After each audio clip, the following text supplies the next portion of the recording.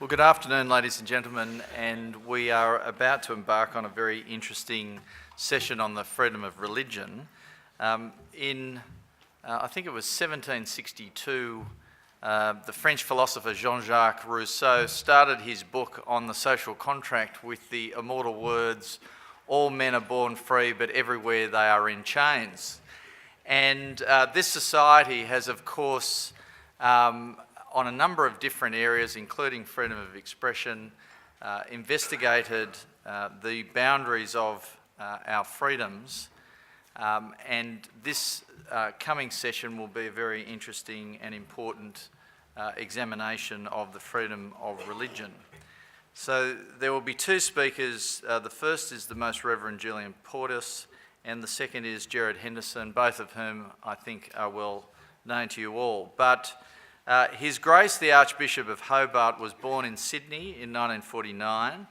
Archbishop Porteous completed his primary education in Melbourne, Singapore and Parramatta before he undertook secondary schooling with the De La Salle brothers at Oak Hill College, Castle Hill, which is the alma mater of the New South Wales Treasurer and my parliamentary colleague Dominic Perrottet. Archbishop Porteous entered St Columbia's Seminary, Springwood in 1968, then continued studies for the priesthood at St Patrick's College in Manly from 1971. He was ordained a priest in 1974 and served in the parishes of Kingsgrove, Manly, Woy Woy, Mona Vale, Annandale and Dulwich Hill, where he no doubt sipped a lot of lattes. His Grace rose to the position of Auxiliary Bishop of Sydney and Episcopal Vicar for Renewal and Evangelisation. In July of 2013, he was named Archbishop of Hobart by Pope Francis. Will you please welcome the Most Reverend Julian Porteous? Thank you very much. I'm very honoured to have been invited to speak to you today, because I'm very conscious that this society is a legal fraternity, and of course I come as a bishop, so my expertise of course is not in law. If there's any claim I can make, it's got some smidgen of theology, so I'll be probably speaking from that perspective today. However, I will be talking a little bit about law because I had a brush with the law in in recent times, so I will. That did alert me, created a lot more interest in me about the law, and particularly anti-discrimination law. So I'll offer some reflections on that. But as things have advanced, particularly through the period of the national debate concerning changing the definition of marriage, I've also observed changes in, I think, attitudes and approaches to things in our society. So I'd like to begin by reflecting a little bit, just some simple reflections on what I sensed happened during that debate concerning the changing the definition of marriage. Because I felt, and as an Australian growing up in a country that I felt did have a deep appreciation for tolerance and respect for one another, but I saw the emergence of a rather ugly, I think, an ugly intolerance, particularly directed against anyone who would express a position opposing the change in the definition. So often in public debate, and particularly perhaps in the media, one noticed often that anybody who expressed a view defending the traditional definition of marriage was called a bigot, a hater. I'd just like to take one example of this, because it was a trend that very much characterised the period of the debate. You may be aware, you may remember that Madeline Sims, the owner of a children's entertainment company in Canberra, fired one of her staff members for merely expressing her view opposing a change in the legal definition of marriage. And Ms. Sims outlined her reasons for her actions on Facebook. stating that, and I quote, "Today I fired a staff member who made it public knowledge that they feel it is okay to vote no." She goes on and says, "Advertising your desire to vote no for same-sex marriage is, in my eyes, hate speech. And voting no is homophobic." And she even went further to claim that anyone expressing opposition to the change in the legal definition was, and I quote, "a risk to the well-being of the children we work with." Those who were pushing for this social change, and people caught up in it like Miss Sims, were really no longer willing to tolerate any view that opposed their position. In fact, they wanted to silence all opposition, and particularly by labelling anyone who held the opposing position as being filled with hate. I feel we'd reached somehow a new low in public debate in Australia during the marriage debate. And with it, I think, has gone a number of changes that have occurred in the culture in Australia. Because people now are anxious, nervous about engaging in what they would feel is the opportunity for a reasoned debate on critical social issues. So in a way, I have great concern about the future of our country if this continues. What is even more worrying is that this campaign to demonise those who oppose social change, that it has had what we often call now a chilling effect on those who would just simply want to believe in and live out and defend a traditional position on social issues like marriage or issues relating now to gender and sexuality. People I know have now become too fearful to express their views, even among their friends, for fear of being labelled immediately a bigot or a hater. And so a silence is being imposed.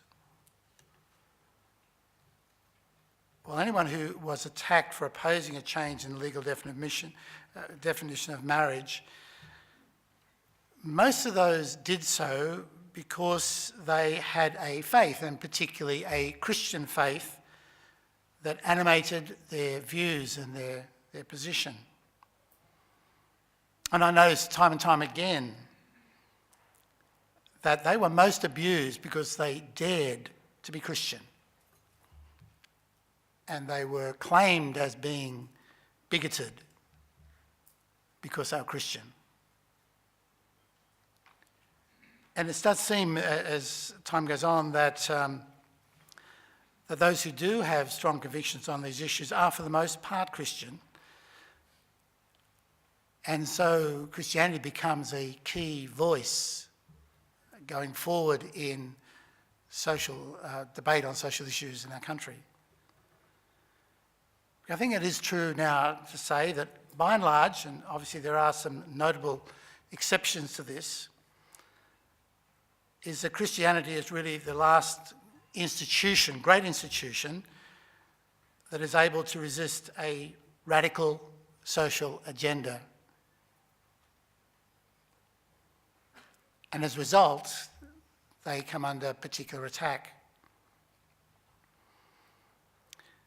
So attempts are made to try to silence Christians or demand modification of the teachings of the Christian faith in order that those who desire it can actually realise a full implementation of their social agenda. I noticed as the debate unfolded, that not only were attacks made on Christians who spoke up, but also threats of violence were made against venues which were booked by groups simply wishing to meet with those who are of like mind to present the view and discuss the issues involved. It's curious that those who are defending long-held societal views and beliefs about marriage were being denounced, and that any venue which allowed them to present their views was being threatened. But I always believe, and I'm sure you do as well, that within a democratic society like our own, the freedom, the opportunity, the right for free expression, exchange of views on topics which are of vital importance for the future of our nation cannot be allowed to be curtailed by, at times, an hysterical group of activists.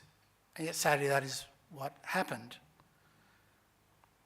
As many may know, in my own case, I was accused under the anti-discrimination legislation of Tasmania, with its own particular unique understanding of what anti-discrimination entails, or discrimination entails.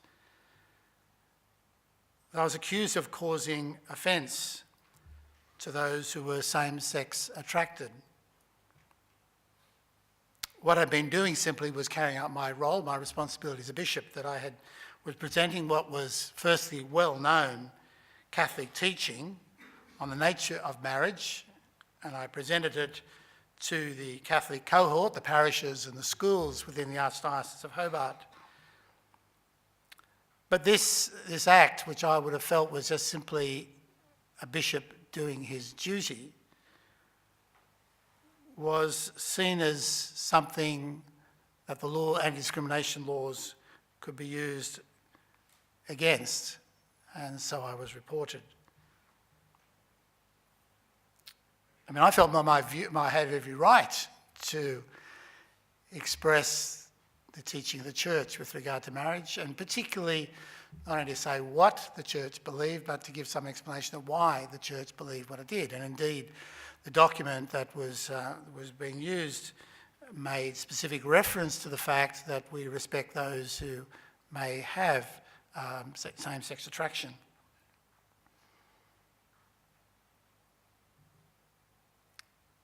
But the case of a strong and at times quite emotive presentation of an alternative view, I felt was incumbent on me as a bishop to explain the Church's teaching. The particular issue in the anti-discrimination law in Tasmania revolves around the word offence. I was accused of offending an individual. This effort was clearly an effort to shut down genuine public debate on what was and is a very vital social issue. While the case against me was ultimately withdrawn because the complainant decided they would no longer pursue it, it still remains an unresolved issue because we don't know what the law may have determined in my particular instance. And so what it's done in effect in Tasmania is it does have this chilling, this silencing effect on people who would hold a different view, a traditional view about the nature of marriage. And in particular on those who have faith and have their Christian faith as inspiration to what they believe. So people are no longer sure about what they can say, not only in the public domain, but even among friends, even when it is expressed in a most respectful manner. So it became clear as the debate went on about the change in the definition of marriage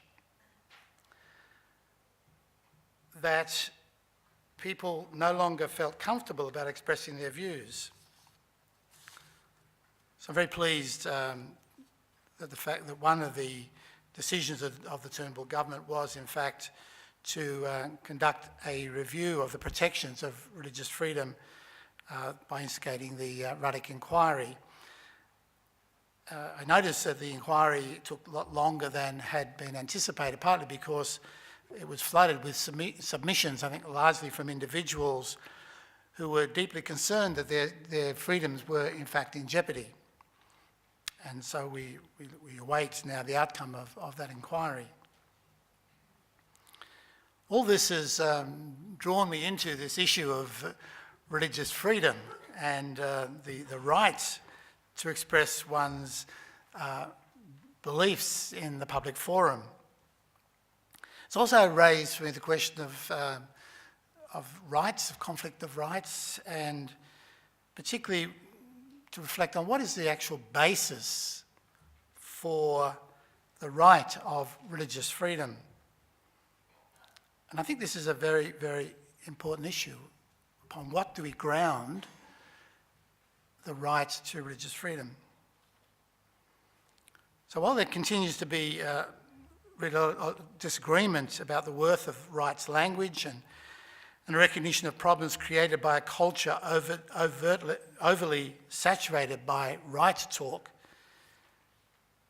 still the importance of the concept of human rights can be found in principles that they seek to advance. Specifically, those basic goods required for the human person to flourish according to their nature.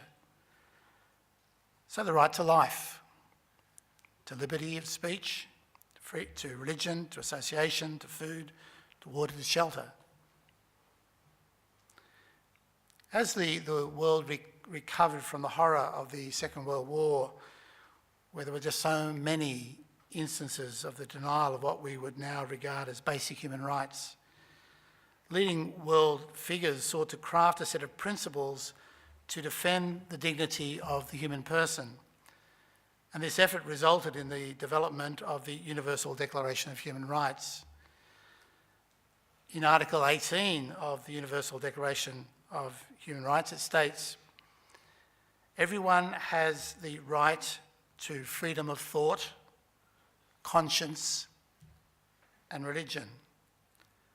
This right includes freedom to change his religion or belief, and freedom, either alone or in community with others, and in public or private, to manifest his religion or belief in teaching, practice, worship, and observance." This Universal Declaration really is a milestone document, I believe, in human history. It was drafted by representatives with different legal and cultural backgrounds from different regions of the world. It was proclaimed by the United Nations General Assembly in Paris on the 10th of December 1948, and really established a certain benchmark for authentic human society. Its 30 articles set out fundamental principles required for the respect and protection of human dignity. One important contributor to the Declaration was the French philosopher Jacques Maritain. In his book, Man and the State, Maritain makes the important point that the discussion of rights only makes sense if there is a proper understanding of the nature of the human person and the purpose of human life. That is a correct philosophical anthropology, one that contemplates what man is in his nature and what his destiny is.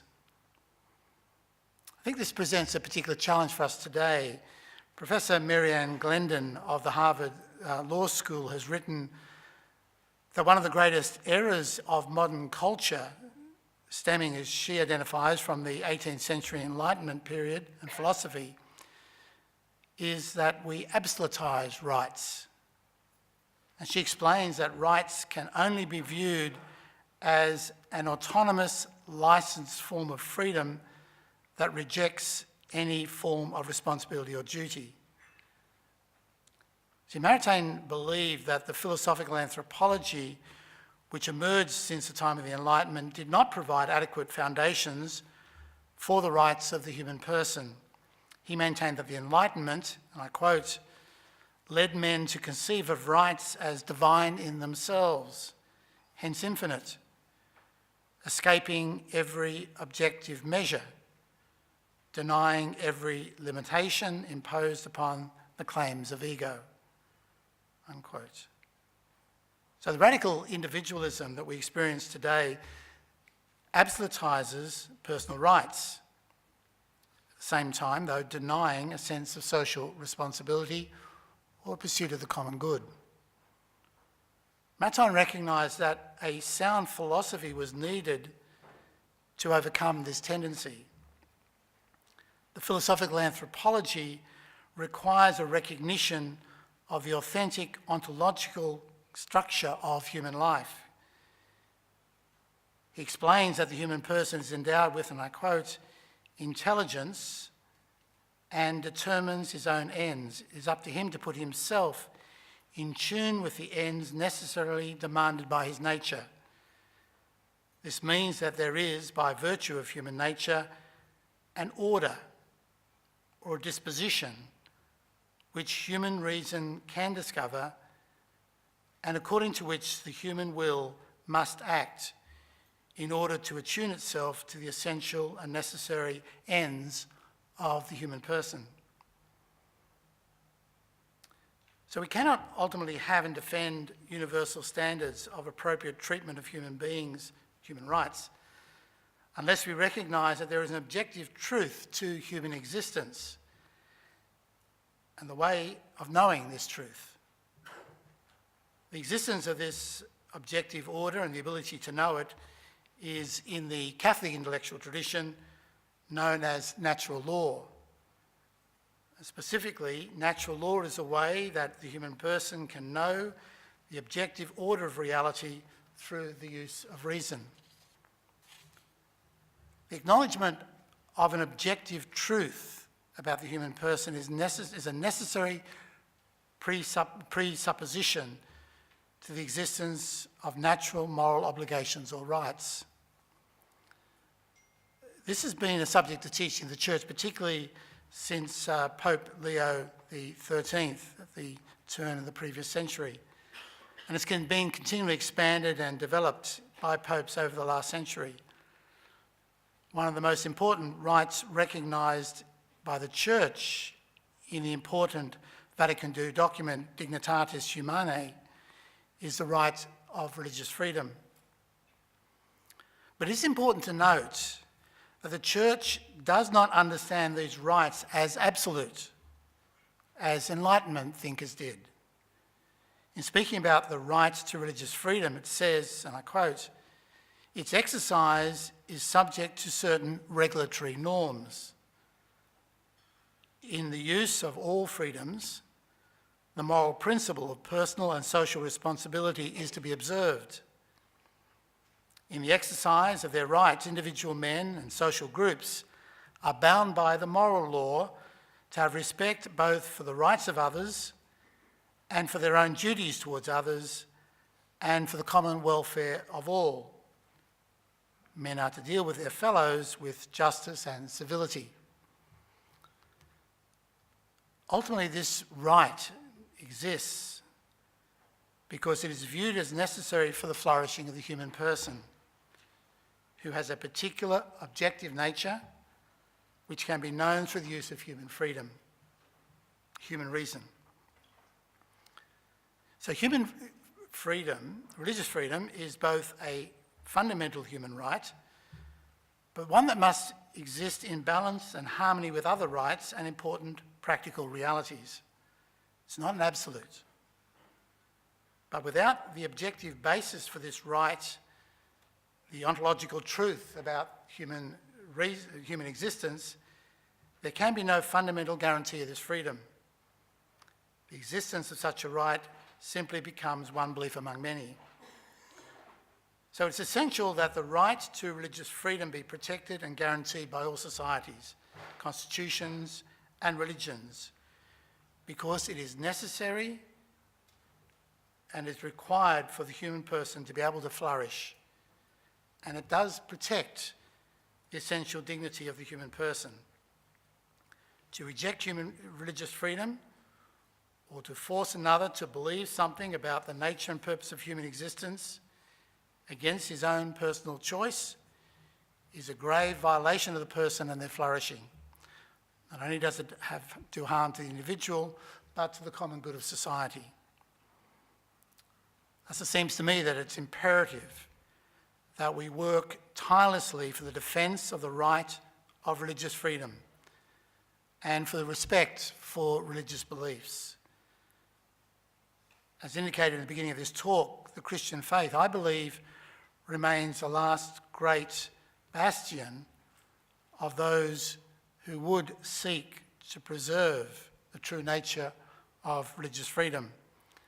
And it's a great obstacle to those who want to bring in a radical social agenda. Indeed, if forces seeking to change our society were to succeed, at least in terms of removing legal protections for freedom of religion, this will be a great tragedy, I believe, not only for those who believe, but will constitute a threat to the freedoms and way of life that we've all come to enjoy. So once the voice of truth has been silenced, everything becomes possible. Totalitarian movements know this. So when they come to power, they know that, for example, Christian faith poses one of the greatest threats to their rule because it maintains that there is a truth beyond that which is arbitrary human power, a truth that defends the dignity and freedom of the human person. So Christianity, despite how it may be portrayed in popular media, is the original and best defender of the dignity of the human person and of human freedom. Because in a way, the message of Christianity, the message of Christ, was really radical, unheard of previously in human history.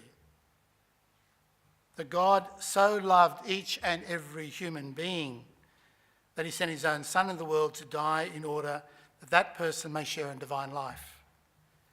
And that's been the teaching, the Christian teaching of the worth of the human person that has been the basis for the Western legal protections of the freedom of the human person. So ultimately, the principles enshrined in the Universal Declaration of Human Rights can only be defended if we recognise that there is an objective truth about human nature. And while one does not have to be a Christian to acknowledge this, I believe the Christian faith remains its best defender. Thank you.